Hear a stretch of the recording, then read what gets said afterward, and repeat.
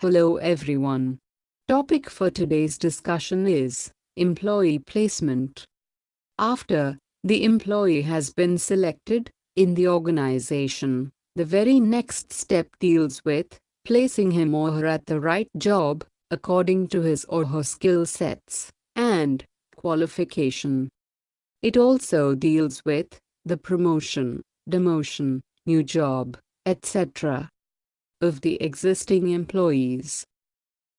Hence, employee placement is a process of allocating employed individuals to certain jobs that match their skills and abilities.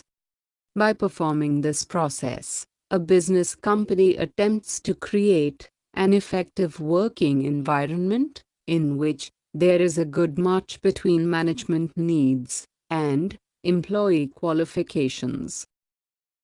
Certain issues are forcing the managers to closely review the process of employee placement, like pressure of government to hire and place more women and disadvantaged on the jobs, and increasing awareness of the fact that the organizations have jobs, but individuals have only one career. We are entering in an age when applicants must be considered not only for one job but for others also, so that if the candidate fails to qualify for one job, then he or she must be considered for other jobs as well. From the managerial viewpoint, the task of employee placement is to understand well and then to capitalize on each person's individuality. Since each individual possesses a unique profile, which generally varies on the basis of interest, ability, biographical sketch, and personality dimensions. Problems associated with placement. The main problem associated with placement is that we often look at the candidate and not the job, and often the individual does not work independent of others. Whether he works independently or depends upon others generally depends upon the nature and the type of the jobs. In this context, jobs can be classified into three categories. First is independent jobs are the simplest form of the jobs, which generally deal with the jobs or the activities, which have no bearing on the activities of the other workers. Common examples include postal services or field sales, in which non-overlapping territories or routes are allotted to each other. For these jobs, the solutions have most often been developed. Sequential jobs are the ones where the activity of one worker is dependent on the activity of the fellow worker. Assembly lines are the best example of sequential jobs. In pool jobs, there is a high degree of interdependence amongst the activities. Here the collective team effort plays an important role to achieve the target. Temporary task force, project teams and assembly teams are the common type of pooled jobs. Assessment classification model. This model is very helpful in the employee placement procedure. 7 steps to be followed for the placement procedure, which are as under.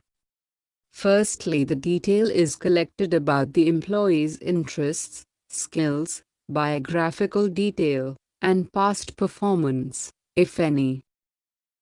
In the next step, a unique profile of the candidate is constructed. Then he is placed in a subgroup. While placing in subgroup, care must be taken that the characteristics of the individual must match with that of the subgroup. As the individuals are placed in subgroups which have similar characteristics, in the same manner jobs are also categorized into subgroups having similar characteristics. The next step is to match the profiles of subgroup with that of job family profiles to determine the possibility of success and satisfaction in a particular job family. In the next step, it is found that which job family profile does subgroup profile best fit. Then the individual is assigned to a particular job family. At the last, once the assignment or the allotment to a job family has been made, the candidates are then placed in the specific jobs within the job family after further counseling and likely assessment. Let us discuss now the importance of placement.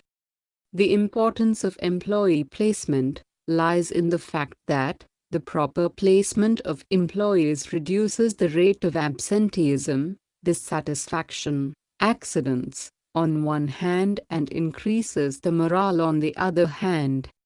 Placements are also important for employment agencies that are specialized in recruiting executive personnel for companies in various industries. Conclusion.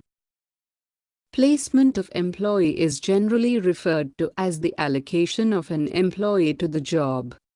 This task seems easy, but in reality it demands utmost care and proper analysis of the placement process. The placement of the right person on the right job demands a proper assessment classification model. The skill set and the interest of the employees should match with the requirements of the job so that there is no any kind of dissatisfaction among the employee and the organization. Optimum placement of the suitable candidate on the job will ultimately lead to greater satisfaction and the achievement of predetermined goals of the organization. Placement should be done keeping in view the various constraints and the job profile.